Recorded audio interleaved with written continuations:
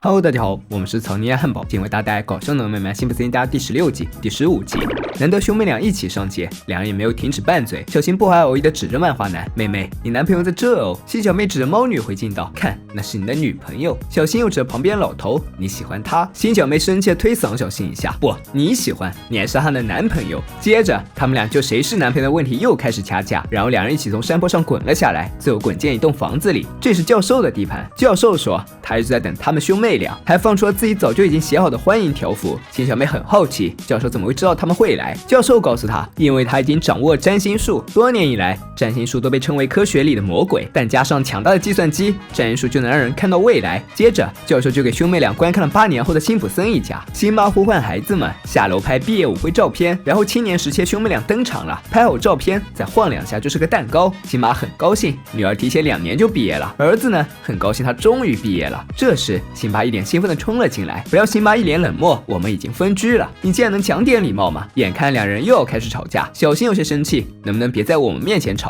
见儿子竟然敢教自己做事儿，辛巴又打算施展掐脖神技。还好，辛巴及时用小新寄来的名片缓和了一下。这时门铃声响，是新小妹的舞伴到了。屏幕外的新小妹看到是眼镜仔，心底直升起了一股恶寒。她不明白为什么自己明明从幼儿园开始就拒绝她的舞会邀请了。教授告诉新小妹，12岁那年，眼镜仔将她从大火中救了出来，她就心软了。当然，后来新小妹发现那火就是她放的。教授还收录了新小妹知道真相后的表情。未来故事继续，眼镜仔给新小妹摆好胸花之后，又好好的秀了一把她的肌肉。紧接着，小新的舞伴小白踩着滑板也到了。这两人的性格看起来很合得来，他们还撞了前额以示亲近。辛巴本意想追赶一把时代的潮流，不料一头撞在了壁炉上。4人一起到达了毕业舞会现场，舞池中已经有不少疯狂跳舞的人们了。在这里，新小妹遇到了小胖子，就顺口询问了他带了双胞胎姐妹里的谁来参加舞会。小孩子才做选择，小胖子表示他全都要。只听见他们的肚子里都传来了经典的哈哈。头发花白的校长依然担任主持，从前的混混现在已经是助理校长了。他在台上宣布了舞会的所有违禁品，最重要是禁止兴奋剂，因为就这玩意儿将校监变成了植物人。胡蛋很高兴，他终于能够独自使用勺子了，但没有想到里面已经掺杂了不明液体。喝下之后，他的眼里就出现了闪耀的灯球，但紧接着是凶猛的野兽。洗手间内，2位女孩正在补妆，小白向新小妹夸赞了她的哥哥的迷人，又聊起听说他已经申请到了耶鲁。新小妹表示确实如此，还说自己要是没有得到秃头奖学金，她也永远负担不起去读书。认真跳舞的人没有几个，新小妹只是勉强的挪动步伐，小胖子左拥右抱，宛若人生赢家。机器人被马丁折磨的不敢说话，小新和小白早早逃离了舞会。惊险刺激的车程后，他们终于抵达了约会圣地避孕观景处。这对热恋小情侣先拥在一起，小新认真对小白说：“我想我们可以更进一步，但我有点小紧张。”小白安慰道：“不要紧张，在舞会之夜做爱做的事情是很美好的。”小新表示女孩误会他的意思，他向她表白：“我爱你，你愿意嫁给我吗？”说着，他又掏出了钻戒。小白深受感动，这太美好了。但女孩并没有被幸福冲昏头脑，她需要知道小新对于人生的规划。小新说自己已经想好了，他切肉的时候，小白可以当服务员，他们一起住在一辆拖车里。为了逃避停车费，他会在小白睡觉的时候开车，他们就这样绝不停车。听完小新的话，小白心越来越冷，他知道小新还没有成熟到可以托付终身，于是将戒指还给了他，亲吻额头之后便离开了。小白一走，警察们就过来了，他们原想嘲笑一下小新，没想到这孩子哭了，于是警长就贡献了烤鸡来安慰他。屏幕外，小新看到自己的未来被爱情所伤，就拿出了遥控器，打算去看看别人的未来。然而翻来翻去都没有找到感兴趣的，于是继续去观看了自己的。小新向辛巴诉说了失恋，辛巴安慰儿子：“天下没有不散的宴席，比如我和你妈妈。”小新无情地拆穿了老父亲：“妈妈会甩了你，是因为你把所有的钱都砸在这个水下房子上。”辛巴很不服气，觉得辛妈一定会回心转意。接着，他向儿子提议去找些新女伴。到达地面后，两人乘坐着磁悬浮在街上狂飙。从隧道出来后，车里还多个新朋友。经过一系列未来的科技大楼，车子停在了一栋矮小的建筑前。这里就是永远都不曾改变的老谋子酒吧，唯一的不同应该就是多了个克隆老谋子，在多了一个得力助手，同时也多了一个和自己过不去的自己。等待啤酒的功夫，辛巴已经看到了目标，他走到2位美女面前坐下，还挥了挥手招呼小新过去。不看不知道，一看吓一跳，这2位女士，其中一个曾是小新的教师，师，而另一个曾是辛小妹的老师，恋厌到自己的小学老师，这对于小新来说绝对是个噩梦。还有这对师生对进一步的交往都不感兴趣。备受刺激的小新表示，哪怕能跟4年级自己对话一次就好。他会说，努力一点，不要这么调皮捣蛋，这段时间这么的宝贵，不要浪费了。然而此时屏幕外小新真的飞纸牌呢，他不喜欢听说教，哪怕对方是未来的自己。小新看着舞会的全息投影，看着自己和小白的甜蜜，以及马甸机器人启动了自毁程序，不禁感叹道，爱真让人痛苦。小妹深表认同，她和银仔也分手了。小新开始觉得这家里的所有人都注定要孤独终老了。小妹知道她想要挽回小白，于是就以哥哥支招，让他找份工作，向小白展示自己是有上进心的，或许就能够让他重新接纳自己。新小妹还说，只要爱，永远都来得及。这时新妈过来插了一句话，她很高兴孩子们能够这么想，因为她又谈恋爱了，是跟小丑阿壳，童年偶像成为后爸，兄妹俩都吓傻了。为了挽回女友，小新找了份工作，就在快易买超市做店员。又一次被熊孩子刁难后，阿福找到了他，让他给一位不能外出的老人送快递。这不是个好差事，因为到达那里需要穿过可怕的禁区，也就是独角蛤的聚集地。他们守护着秃头的别墅，接受挑战后，小新成功将蛤蟆甩在身后。然而没想到进入别墅后，却发现秃头手脚都被人绑住了。小新知道这老套路了，被绑住就可以不给自己小费。不料事实并非如此，因为秃头确实遭人绑架，罪魁祸首还用枪指着小新。趁神男用枪接电话的空档，小新用屋里大钻石将他给敲晕了。被救下来后，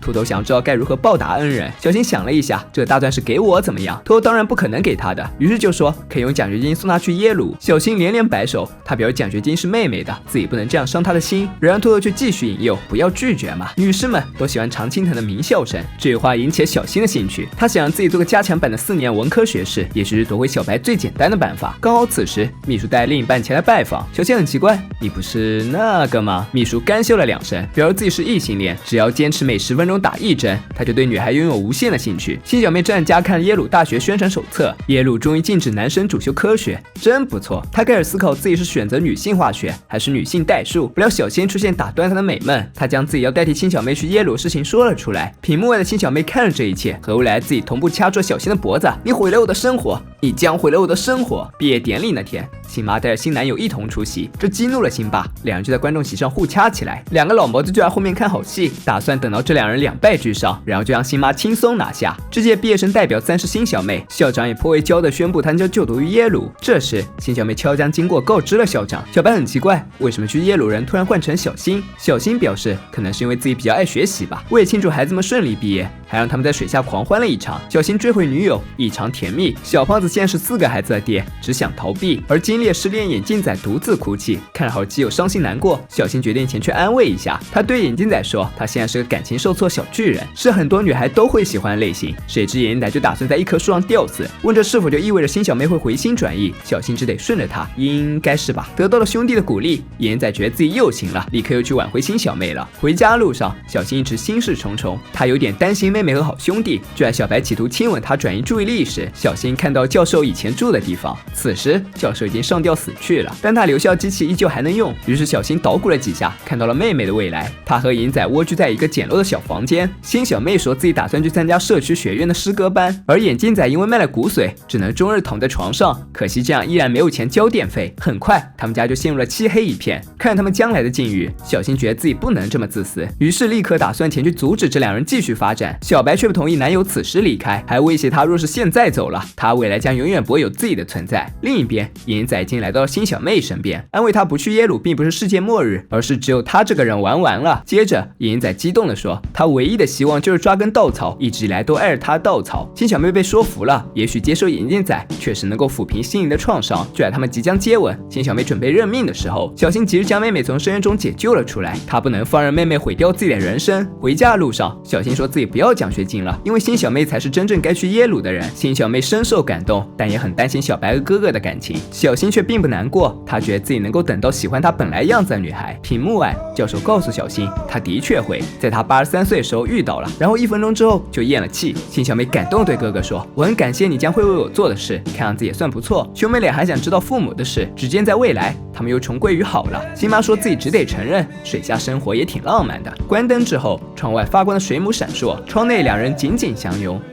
当未来的一切现于眼前，我们能否坚持自己当下的选择？一次意外的闯入，让兄妹俩探知了自己的未来。那未来有过遗憾，比如小新并未听到自己的劝解，他依然会调皮捣蛋长大。但这个未来也有美好，比如小新为了妹妹不惜失去所爱。每个人刚开始有意识的时候，都以为世界是围绕着自己一个人转的，直到后来渐渐长大，才会发现这世界还有许许多多其他的人，他们的喜怒哀乐并不会被自己所左右。这时候才会从以自我为中心，转向更加理性的看待世界。小新从刚开始的混世魔王，到后来为了妹妹放弃去耶鲁的机会，就是一个慢慢长大、体悟人生的过程。找工作是为了对自己的人生负责，让妹妹上学是因为意识到想要过好人生，不应该只是从自己的利益出发，满足自身欲望之外，人生还应该有别的牵挂。不论拥有何种人生，它总是充满了诸多缺憾，我们唯一能做到的，只不过是问心无愧而已。本期视频就到这里了，喜欢小伙伴别忘点赞、评论、关注，咱们下次见，拜拜。